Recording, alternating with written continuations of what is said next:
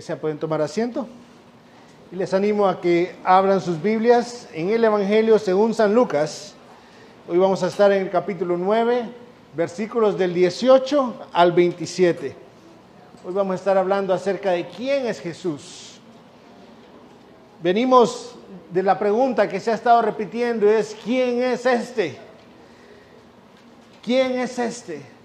Los discípulos en la barca, atemorizados, asombrados del poder de Jesús sobre la creación, en el capítulo 8, versículo 25, se preguntaban, ¿quién es este? Herodes el tetrarca, perplejo ante lo que se escuchaba de Jesús, que aún se escuchaba de que podía ser Juan el Bautista, a quien él mismo había matado, él mismo se preguntaba, ¿quién es este? Las multitudes estaban procurando entender quién era. Existía esa conversación pública acerca de Jesús. Querían averiguar si era alguno de los profetas que había vuelto a la vida en este mundo. Y esta pregunta realmente se ha estado respondiendo desde el capítulo 1 de Lucas. ¿Quién es Jesús? Porque es una de las preguntas, es la pregunta crucial para nuestras vidas. Entender quién es Jesús. Y hoy vamos a estar enfocándonos en ver 3 puntos en el texto. Uno es que yo puedo especular acerca de quién es Jesús. 2 es que existe una verdad acerca de quién es Jesús. Y 3 es que hay implicaciones de lo que creemos acerca de Jesús. Entonces, 3 puntos. Podemos especular acerca de quién es Jesús. 2, existe una verdad acerca de la identidad de Jesús. Y 3, hay implicaciones por aquello que creemos acerca de quién es Jesús. La verdad es una pregunta que se ha estado respondiendo, pero ninguno ha señalado a Jesús como el Mesías prometido por Dios. Todos ellos se enfocaron en decir, es un profeta. Hoy vamos a ver el texto, empecemos con ese primer punto, pero antes quiero pedirles que inclinemos una vez más nuestros rostros pidiendo la ayuda de Dios. Padre Celestial, te agradecemos por tu palabra. Te agradecemos, Señor, porque no hay manera que nosotros sepamos quién es Jesús, si no es porque tú lo revelas a nosotros. Y hoy queremos suplicarte, Señor, que nos concedas entender quién es este Jesús al que tú enviaste. Que nos concedas, Señor, vivir de acuerdo a convicciones y no a especulación de quién es Jesús. Guíanos, Señor. Guíanos en tu verdad. En nombre de Cristo Jesús oramos. Amén. Especulación acerca de Jesús. Veamos los versículos 18 y 19 del capítulo 9. Estando Jesús orando a solas, estaban con él los discípulos. Y les preguntó, ¿quién dicen las multitudes que soy yo? Entonces ellos respondieron, unos Juan el Bautista, otros Elías, y otros que algún profeta de los antiguos ha resucitado. Lucas ha insistido bastante en la vida de oración de Jesús. De hecho, miren qué interesante, empieza diciendo que Jesús está a solas, pero después hace un cambio brusco ahí para decir que los discípulos estaban con él. Eso podría significar varias cosas, desde que empezó a orar a solas y fue interrumpido por los discípulos, o simple y sencillamente a solas con ellos. El texto no nos da más información. Pero lo que sí podemos ver que Lucas ha estado insistiendo es la vida de oración de Jesús. Jesús constantemente está apartándose para orar y más especialmente cuando hay etapas importantes en su vida. Vemos a Jesús orando antes del bautismo. Vemos a Jesús orando antes de escoger a los apóstoles. Vamos a ver la próxima semana a Jesús orando antes de la transfiguración. Rudy va a estar predicando sobre eso. Y vamos a ver otros pasajes en los que Jesús está orando y orando. Y este momento también es importante. Este momento no es algo que solo está de relleno ahí. podríamos decir que su ministerio en Galilea y alrededores ha llegado al fin. Ese ministerio que él desarrolló en el norte, alrededor, realmente no solo en Galilea, sino que podríamos decir alrededor de todo el lago de Genesaret o el mar de Galilea, está llegando a su fin. Y había terminado realmente ese tiempo de ministerio en esa región con la alimentación de los 5,000, estos 5,000 hombres y sus familias de los cuales hablábamos la semana pasada. Y ahora llega el momento en el cual Jesús va a tomar un nuevo rumbo hacia Jerusalén, donde él sería traicionado, donde él sería torturado y donde sería también crucificado. Pero ¿por qué este momento en particular es importante? Porque la pregunta acerca de la identidad de Jesús era necesaria que quedara clara en las mentes, en los corazones de sus discípulos. De hecho, si prestamos atención, es lo que Dios ha estado proveyendo para nosotros a través de Lucas desde que iniciamos. ¿Quién es Jesús? Ese ha sido un tema constante. Ayudarnos a entender quién es este Jesús. También podríamos señalar que, sin excepción, todos le atribuían de alguna manera un poder sobrenatural sobre la muerte. Todos estaban pensando acerca de un Jesús con un poder sobrenatural sobre la muerte. Y Jesús está preguntando, ¿quién dice la gente? Está con sus discípulos y le dice, ¿quién dice la gente que soy yo? ¿Qué han escuchado? Cuéntenme un poquito. ¿Qué es lo que las grandes multitudes, cuando ustedes han pasado repartiendo el pan, repartiendo los peces, qué decían de mí, acerca de mi identidad? Y todos concordaban. Tiene que ser un profeta. Y tiene que ser un profeta con poderes sobrenaturales porque regresó de la muerte de alguna forma. Elías, podríamos expresarlo de otra manera, pero alguno de los profetas o Juan el Bautista, y está aquí. Todos ellos miraban ese aspecto sobrenatural en Jesús, pero no lograban ponerse de acuerdo en cuál de todos los profetas era. Así que nos damos cuenta de que a los discípulos estar al tanto de toda esa información, realmente no solo era un tema de conversación de las multitudes, era algo que de alguna manera capturaba también la atención de los discípulos. Y no es que Jesús no lo supiera, es que aún en esta pregunta había una enseñanza para sus discípulos y por ende para nosotros también. Veamos qué es lo que sigue a continuación. Es la verdad acerca de Jesús. Versículos 20 al 22. ¿Y ustedes, quién dicen que soy yo?, les preguntó. Y Pedro respondió, el Cristo de Dios. Pero Jesús, advirtiéndoles severamente, les mandó que no dijeran esto a nadie y les dijo, el Hijo del Hombre debe padecer mucho y ser rechazado por los ancianos, los principales sacerdotes y los escribas, y ser muerto y resucitar al tercer día. Noten que empieza con la especulación del vulgo, de la gente diciendo, yo pienso que puede ser este. Pero ahora Jesús viene y le pregunta a ellos. Jesús sabía que entre ellos también estaba el interés, que también este era un tema de conversación. Y viene y le dice, ok, está bien, eso es lo que la gente dice, pero ¿qué de ustedes? ¿Quiénes dicen ustedes que soy yo? Y quiero notar primeramente que la pregunta no es para Pedro.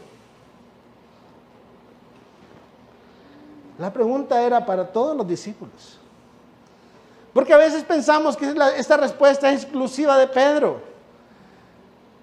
Pero la pregunta es para ustedes, ¿quién soy yo? Y la respuesta de Pedro realmente no solo es la respuesta de parte de Pedro. Lo que pasa es que hemos visto a Pedro y si hemos leído nuestra Biblia nos damos cuenta que Pedro pues, se caracterizaba por ser un tantito impulsivo, ¿verdad? Y él se adelanta a responder, pero está respondiendo la pregunta de Jesús. ¿Quién dicen ustedes que soy yo? Y él responde, el Cristo de Dios. Esa era la conversación entre ellos. Esa era la conversación entre ellos. Luego de estar expuestos a las enseñanzas de Jesús, luego de estar expuesto a su poder sobre la creación, como ya lo hemos visto en capítulos anteriores, a su poder sobre el pecado, su poder sobre la enfermedad, su poder sobre los demonios, aún su poder sobre la muerte, ellos comprendieron que Cristo era mucho más que un profeta que había regresado a esta vida. Comprendieron que este Jesús era el Cristo prometido de Dios. Ahora, esto no es para decir de que, ¡ay, qué capacidad de estos hombres!, ¿verdad? ¡Qué increíble! Toda la gente, miles de personas, y ninguno cae en razón de que es el Mesías, pero estos hombres han de haber sido muy espirituales. No se trataba de que ellos fueran espirituales. Si nos vamos a Mateo, si dejan una marquita y me acompañan a Mateo capítulo 16, por favor. Mateo capítulo 16, versículos 15 al 17. Tenemos el pasaje sinóptico a este. Y Mateo nos da otros detalles ahí. Dejen una marquita para que puedan volver a Lucas. Mateo capítulo 16, versículos 15 al 17. Observen la pregunta. ¿Y ustedes quién dicen que soy yo? Les preguntó Jesús. Simón Pedro respondió: tú eres el Cristo, el Hijo del Dios viviente. Y Jesús dio una respuesta a esto, que dijo, entonces Jesús le dijo: bienaventurado eres Simón, hijo de Jonás, porque esto no te lo reveló carne ni sangre, sino mi Padre que está en los cielos. Así que, hermanos, esta profesión de fe, esta declaración de parte de Pedro en nombre de los discípulos, no es algo que ellos podían hacer porque ellos eran espiritualmente superiores. No, todo esto venía a ser resultado de la gracia de Dios. Era Dios dando a conocer, abriendo sus corazones, permitiéndoles ver más allá que un simple profeta que había regresado de entre los muertos. Era Dios permitiendo entender la respuesta a esa pregunta: ¿quién es Jesús? Jesús es el Cristo de Dios. En español usamos Jesucristo. Y es un término muy importante que necesitamos no dejarlo pasar desapercibido. En primer lugar, necesitamos entender que el nombre Jesucristo no es un nombre como diríamos Juan Pérez. No es así. Cristo, la palabra Cristo no es el apellido de Jesús. La palabra Cristo viene de una palabra griega que es Christos, que equivale a una palabra hebrea que es Mashiach, que ustedes la han de asociar con la palabra Mesías. Cuando hablamos de el Cristo, es lo mismo, el equivalente a hablar del Mesías, el Mesías prometido, el ungido diríamos en español. Nuestras Biblias a veces nos dan problemas porque hay muchas palabras que solo se transliteraron. De Christos pasamos a Cristo, de Mashiach pasamos a Mesías, cuando teníamos una palabra como ungido. El ungido de Dios. Aquel que Dios escogió. Cuando vemos en la Biblia la unción, el hecho de ungir, vemos en la Biblia siendo ungidos sacerdotes. Cristo es el sacerdote. Vemos a reyes siendo ungidos. David, escuchábamos en 1 Samuel hace algún tiempo, hablaba de no iba a tocar al ungido de Dios. Cristo es nuestro rey, el rey de reyes. Pues ese es el Cristo. El rey prometido a David. Ese es nuestro Cristo, nuestro Mesías, nuestro ungido. Ese es Jesús. La simiente prometida a Abraham, la simiente prometida a Adán. Pedro y los discípulos habían dado en el blanco. Este Jesús es el Cristo enviado por Dios. Es el Cristo prometido por Dios. Ahora, imaginemos por un momento, hermanos, la expectativa. ¿Quiénes dicen la gente que son? La gente especula, sí, dicen esto, dicen lo otro. Y ustedes, ¿quién dicen que es el Cristo de Dios? Cualquiera esperaría como, muy bien, Pedro, muy bien, ahora vaya y dígaselo a todo el mundo. No. Jesús dice, presta atención, versículo 21. Pero Jesús, advirtiéndoles severamente, les mandó que no dijeran esto a nadie. Qué interesante, pero si son apóstoles, son enviados para anunciar las buenas nuevas de Cristo. ¿Cómo es esto que ahora le dice, cuidadito, y se le zafa a decirle a alguien quién soy yo? Poniendo eso en buen catracho, ¿verdad? Cuidadito, y me vienen con que se les zafó y anduvieron diciendo quién soy yo. No, les dice, les advirtió. Y no solo dice les advirtió, dice severamente. Había una gran seriedad, casi como una amenaza, ¿cierto? Así como, no se les vaya a zafar. No me vayan a venir diciendo, es que se me olvidó. Y que no podían decirle a nadie quién era Jesús. El pueblo y los principales del templo, los líderes, ellos esperaban a Cristo también. Solo que esperaban a un Cristo en sus propios términos. Esperaban a un Cristo como un conquistador político. Esperaban a un Cristo que actuara como un conquistador militar, como el rey David luchando contra las naciones.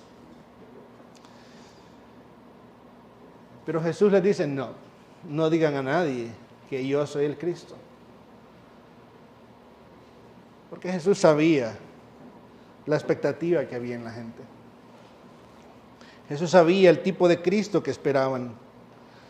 Y esta no era una prohibición definitiva. Ya llegaría el momento en el que ellos anunciarían a Jesús como el Cristo muerto y resucitado. Pero ser el Cristo debía mantenerse callado.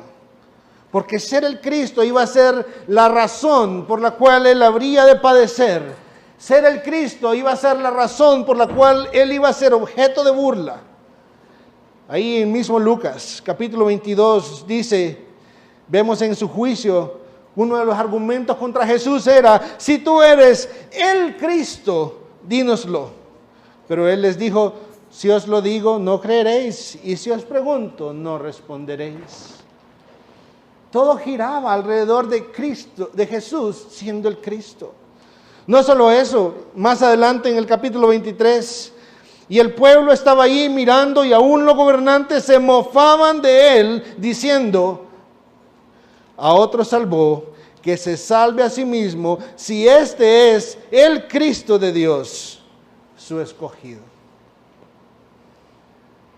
Tanto su pasión, toda su pasión, todo ese sufrimiento y burla, al final se basaba en la incredulidad de que este hombre, el hijo de un carpintero, el hijo que se suponía que era de un carpintero, tuviera por identidad ser el Cristo de Dios. Cristo les hace saber en el versículo 22 las implicaciones para él de ser el Cristo. Y note que las implicaciones para él no va a ser, vamos a jalar todas estas multitudes y vamos a tomarnos las calles y entonces vamos a mostrar dónde está, que el poder está en manos del pueblo. No, eso no fue. Eso no fue su argumento. ¿Cuál fue su argumento? ¿Cuál fue lo que les dijo repetidas veces, empezando en este pasaje? es necesario que el Cristo sufra mucho, no solo un poco. Es necesario que sufra en manos de hombres. Es necesario que sufra rechazo. Quiero hacer una pausa aquí. Hermanos, a veces tomamos el sufrir el rechazo como poca cosa. No es poca cosa sufrir el rechazo, hermanos. Cristo sufrió rechazo. Cristo habría de sufrir rechazo por el liderazgo de lo que era la iglesia en aquel entonces. Cristo habría de sufrir físicamente al punto de la muerte, pero también dice que no los dejaría sin esperanza. También dice que al tercer día habría de resucitar. Ya era el momento de anunciarles esto. Ya era el momento en el que estaba a punto de comenzar su último recorrido, el recorrido a Jerusalén. Ese lugar donde sería traicionado, apresado, juzgado injustamente, muerto como un delincuente y de donde resucitaría como el rey vencedor. No sobre el imperio romano, sino sobre el poder de Satanás, el pecado y la muerte. Pero podríamos preguntarnos, ¿y si no se les permitía anunciarlo? ¿Cuál era la importancia de que lo supieran tan bien? Veamos la siguiente sección, hermanos. Veamos esta sección de las implicaciones de seguir al Mesías, versículo 23 al 27. Y a todos les decía,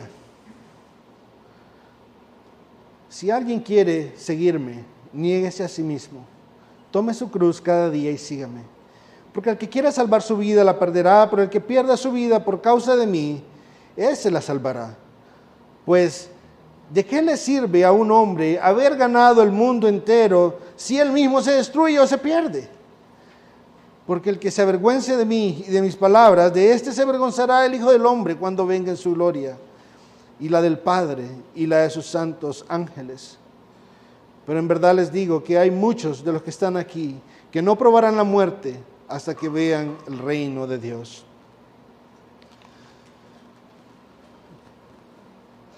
¿Cuál era la importancia entonces de que comprendieran tan correctamente quién es Jesús? Pensémoslo de esta manera, hermanos. Usted y yo podríamos recitar de tapa a tapa la Biblia. Podríamos recitar de tapa a tapa el mejor libro de cristología que puede existir. Pero solo eso no nos haría distintos de Satanás en cuanto a nuestra relación con Cristo.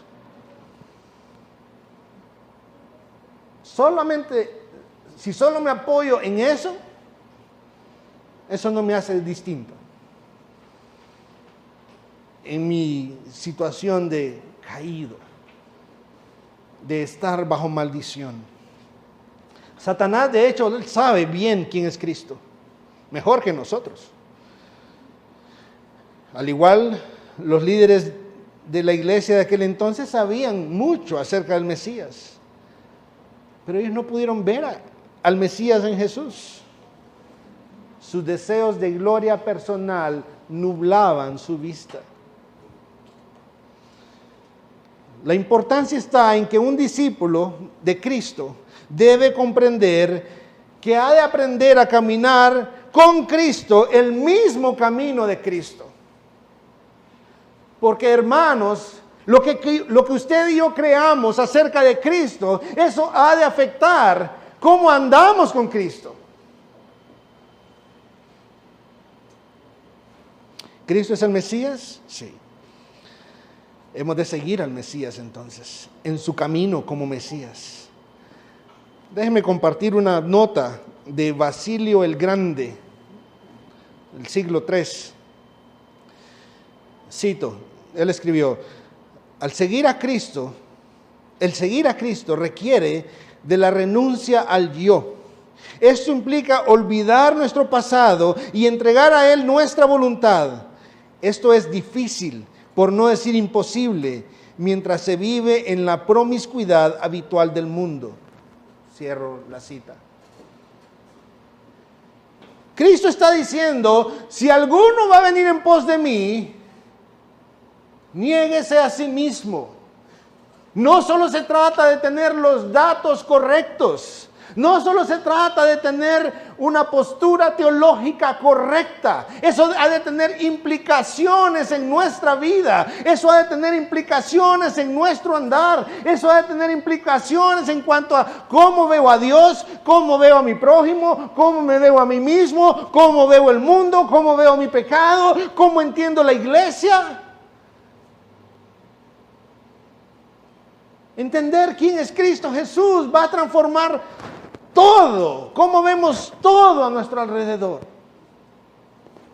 Si vemos a Jesús como un buen maestro, sus palabras van a tener tanto peso como la de cualquier otro buen maestro. Pero si vemos a Jesús como el Dios creador del universo, eso va a cambiar la manera como le escuchamos también, la manera como le servimos también, la manera como vemos expresada su voluntad y cómo nos postramos y nos negamos a nosotros mismos en pos de esa voluntad. Lo que creemos de Cristo va a determinar cómo le seguimos, cómo nos relacionamos con Él. Él nos llama a negarnos a nosotros mismos, a tomar nuestra cruz cada día. Las dos cosas son cada día, negarnos a nosotros mismos y tomar la cruz cada día. En nuestros tiempos el cristianismo se ha convertido en una experiencia de una vez en la vida. No, yo ya tomé una decisión, yo ya hice una oración, yo ya me negué a Cristo. No, eso es algo de cada día, hermanos. Seguir a Cristo es algo de cada día. No de una vez en la vida. Confesar nuestros pecados es algo de cada día. Buscar su perdón es algo de cada día. Y sí hay un día en el que vemos su gracia. En algunos es claro, en otros no. Sí hay un punto de inicio en el que eso empieza a mostrarse con más claridad. Pero una vez que empieza a mostrarse, es como un árbol que crece y empieza a producir y no para nunca de producir. Así es la gracia de nuestro Dios.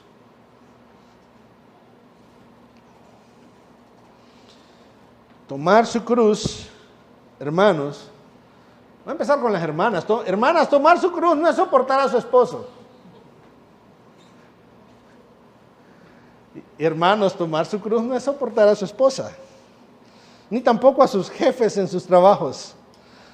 Tomar la cruz significa sufrir penalidades, sufrir dificultades por causa de Cristo. Note que la cruz muchas veces se ha convertido en un símbolo icónico del cristianismo. Pero si entendemos la cruz en los tiempos de Jesús, la cruz no era algo que la gente andaba colgada en el cuello. No. La cruz, si el equivalente lo anduviéramos nosotros colgado en el cuello hoy, lo que andaríamos sería una silla eléctrica. La cruz era un instrumento de justicia, de pena de muerte romana. La cruz era el lugar para el delincuente. Qué interesante que en la cruz de Cristo, sobre la cruz se puso una inscripción en la cual, en esas inscripciones lo que se ponía eran los cargos por los cuales estaba siendo matado ahí. Y sus cargos era ser el Cristo, el Rey de los judíos.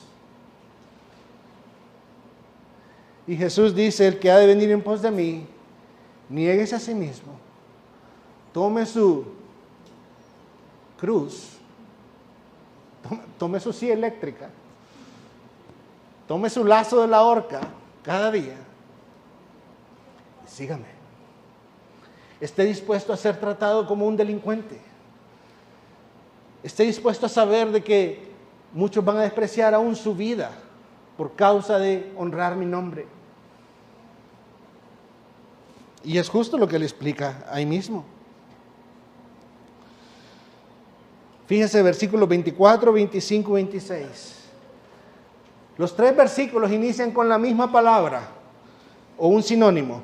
24, primera palabra, porque. 25, primera palabra, pues, que es un porque. 26, primera palabra, porque.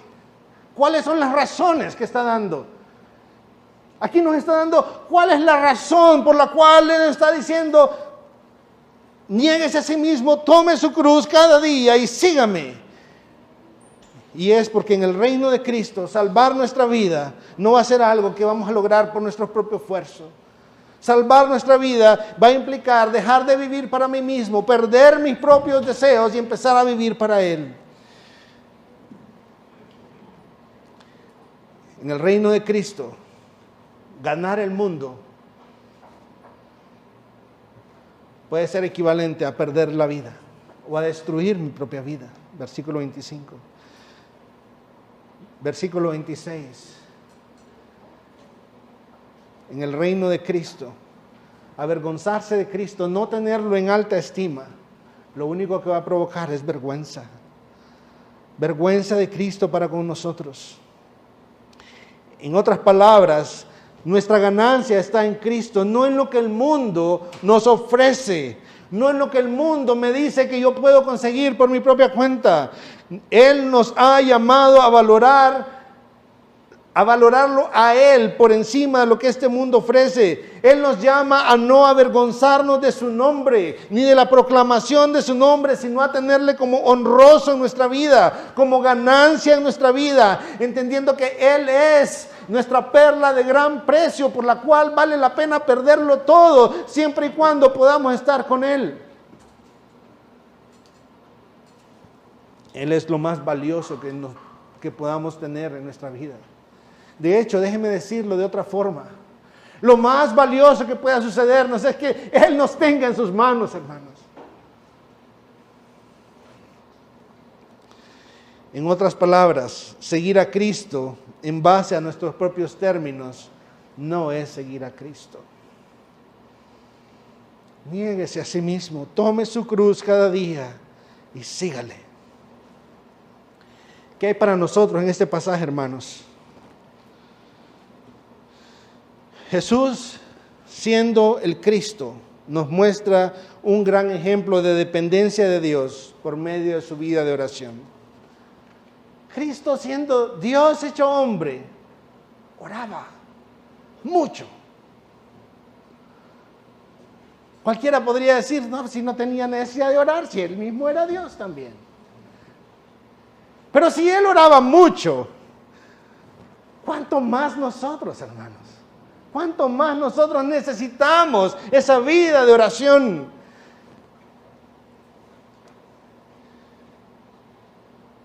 Hace algún tiempo, cuando leíamos con mi familia el libro Pecados Respetables, nos encontramos con esta definición de impiedad.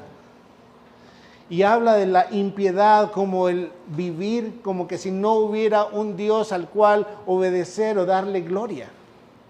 Y cuando decidimos prescindir de la oración en nuestra vida, lo que estamos haciendo es vivir en impiedad. Vivir como que si no hay un Dios del cual podamos o debamos depender. Hermanos, quiero animarles a considerar esto.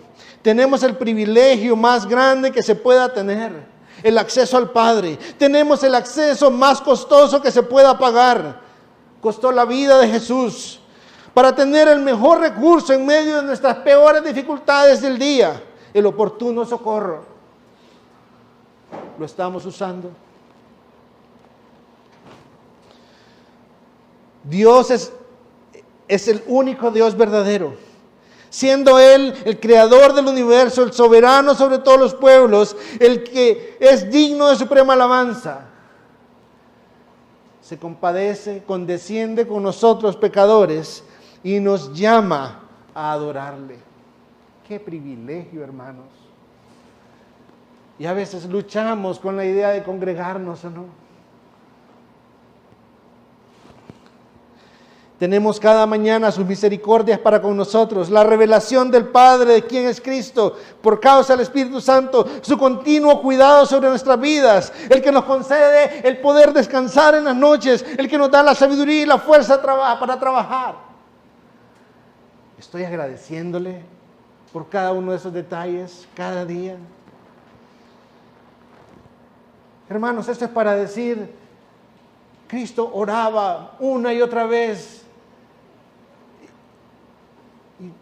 Tenía razones para ir al Padre. Y nosotros también tenemos razones. Muchas más podría decir en cierta forma. Cristo no necesitó ser rescatado del pecado. Nosotros hemos sido rescatados del pecado a un costo que no podíamos pagar.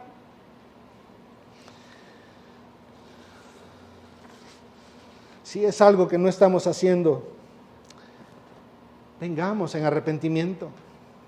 Pidamos perdón a Dios por despreciar tan grande privilegio. Pidamos perdón a nuestro Dios. Entendamos, Dios quiere relacionarse con nosotros, hermanos. Qué triste es no querer relacionarse con el Dios que es nuestro Salvador. O querer relacionarse solo en nuestros propios términos. 2, hermano, o visita. ¿Usted cree qué cree usted sobre Jesús? ¿Quién es Jesús para usted? Esta pregunta es importante. Usted podría tener, y yo podría tener, buenos pensamientos sobre quién es Jesús. Podría tener buenos pensamientos. La multitud tenía buenos pensamientos. Tiene que ser uno de los profetas que regresó de la muerte. Eso no era algo malo, eso era tener un buen testimonio en cierta forma, para que lo confundieran así. Pero era un testimonio errado. No vivamos o no pretendamos tener una relación con Cristo basada en especulación.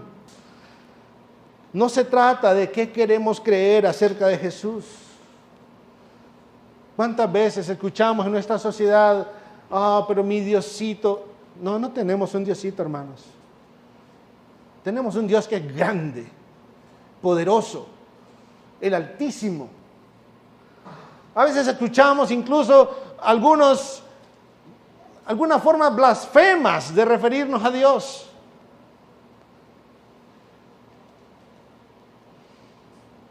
Irreverente totalmente. Y pensamos que está bien en nuestros términos, porque especulamos en nuestra vida acerca de quién es Jesús. Y no se trata de lo que nosotros queramos creer sobre quién es Jesús. Se trata de cómo Jesús se da a conocer a sí mismo. Si nosotros estamos adorando a un Jesús distinto al Jesús de la Biblia, hermanos, visitas, quiero decirles, eso es idolatría.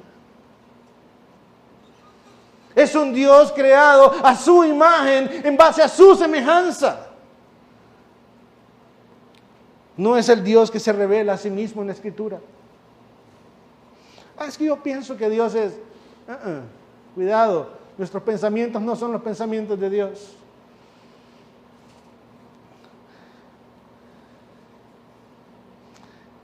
Cristo, el Mesías, el Dios, el que creó al mundo, que por Él y para Él fueron creadas las cosas. Él vino a morir por nosotros. Él tuvo que sufrir por nosotros y para la gloria de Dios. Es lo que la Escritura dice. Él vino para darnos esperanza. Si su vida está cargada de pecados, como la mía, quiero decirle que nuestra única esperanza está en Cristo Jesús. No hay otro lugar donde podamos encontrar esperanza para nuestra condición caída delante de Dios. Venga a ese Cristo, al Cristo de la Biblia. En Él hay perdón, amplio perdón y misericordia. Es posible que nuestra confesión y convicciones acerca de quién es Jesús sean correctas. Es posible que también sean el resultado de Dios dándose a conocer Y sin embargo, también habrán momentos en los que viviremos en impiedad. ¿Cómo así? Pero si es Dios el que lo reveló, ¿cómo voy a estar viviendo en impiedad? Fue Pedro el que respondió, ¿verdad, hermanos? Eres el Cristo de Dios. Pero ¿no fue Pedro también el que le negó 3 veces? No somos infalibles.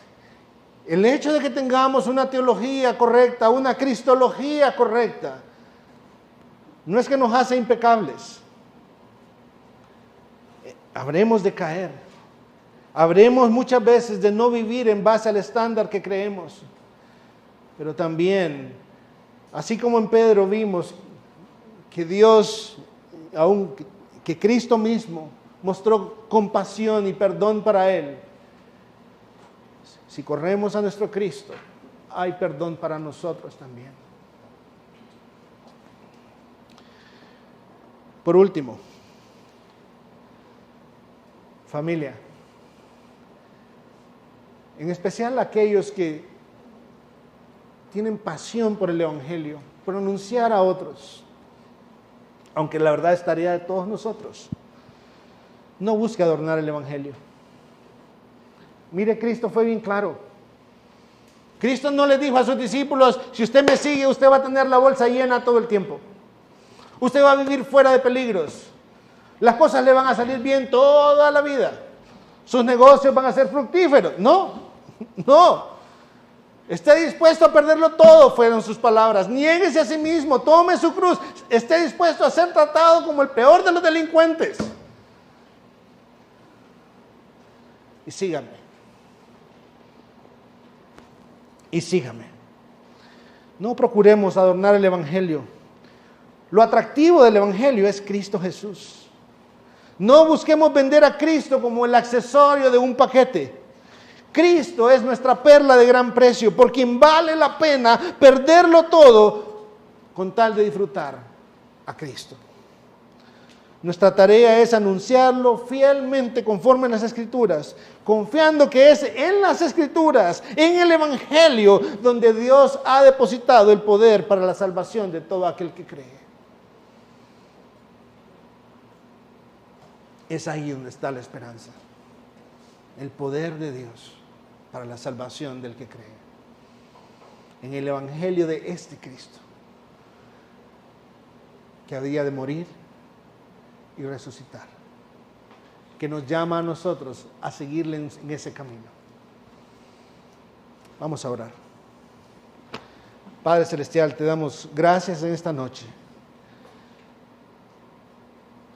porque nos damos cuenta que realmente tu palabra habla con claridad. Te damos gracias, Señor, porque si bien es cierto, al igual que judíos y griegos que antes buscaban señales y sabiduría y miraban a Cristo como locura, nosotros ahora podemos disfrutar, Señor, de ver a Cristo como el poder de Dios, sabiduría de Dios, porque tú nos has llamado, porque tú has abierto nuestro entendimiento, Señor, porque has tenido gracia de nosotros, porque has revelado a tu Hijo en nuestros corazones, Señor. Llenaste nuestros corazones de tu luz para que fuéramos portadores de esa luz para otros, Señor. Llenaste nuestros corazones de tu luz, no para que nos sintamos libres para vivir en tinieblas, Señor, sino para disipar nuestras tinieblas, que constantemente luchan por volver a tomar un lugar en nuestro corazón. Perdónanos, Señor, cada vez que no te valoramos como deberíamos. Perdónanos, Señor, cada vez que nos distraemos con lo que este mundo ofrece, por encima de deleitarnos en Cristo Jesús. Enséñanos, Señor. Enséñanos a disfrutar la grandeza de tu nombre, la grandeza de quién eres tú y de la obra que has hecho para tu gloria y para nuestro favor. Todo esto te lo pedimos en el nombre de Cristo Jesús. Amén y amén.